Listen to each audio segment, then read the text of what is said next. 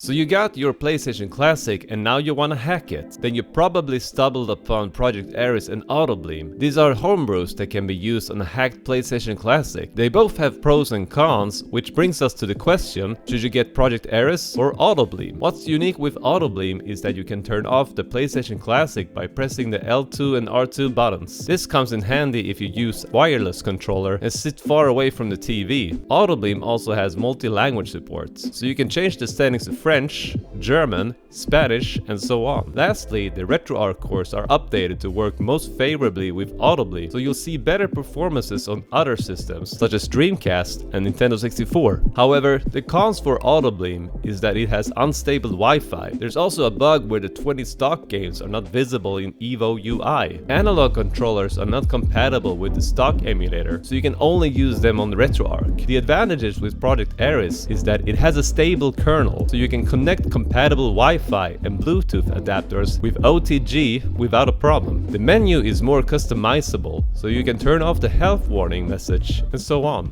The biggest advantage with Project Eris is the desktop app. With this, you can customize the menu by adding folders and subfolders. You can also tweak the thumbnails to your liking. The downside with Project Eris is that unlike Autobleem, Project Eris only supports English. Also, the RetroArch cores are updated in favor of Autobleem. They'll work on Project Eris for the most part, but if you compare them side by side, you'll see that Autobleem has a slight advantage. Then there's the PSP core KMPPSSPP that wouldn't display system messages properly. There's now the KMPPSSPP amped core that fixes the problem. So which one should you get? Depending on your needs, the answer could vary. If you only stick to PS1 games, Project Eris with the desktop app is a great choice. However, if you want the most stable game performance on more stubborn systems, such as Nintendo 64, Dreamcast, and PSP, then Autobleem is the best choice for the updated RetroArch cores. There's also the possibility of having Project Eris and Autobleem on separate USB drives. You can't have them both on the same drive, since the kernels don't work together. However, on separate drives, you can plug in the one you want to use for the moment. Bear in mind that you'll need a kernel for one homebrew installed, so your second USB drive needs to be able to connect to the second controller port. In my case, I have the whole PS1 library on my 5TB hard disk drive with Project Eris. If I want to play Dreamcast, PSP, or N64, I can plug in my USB flash drive with Autobleem. Thank you for watching. If you have any questions or requests, please let me know in the comments below.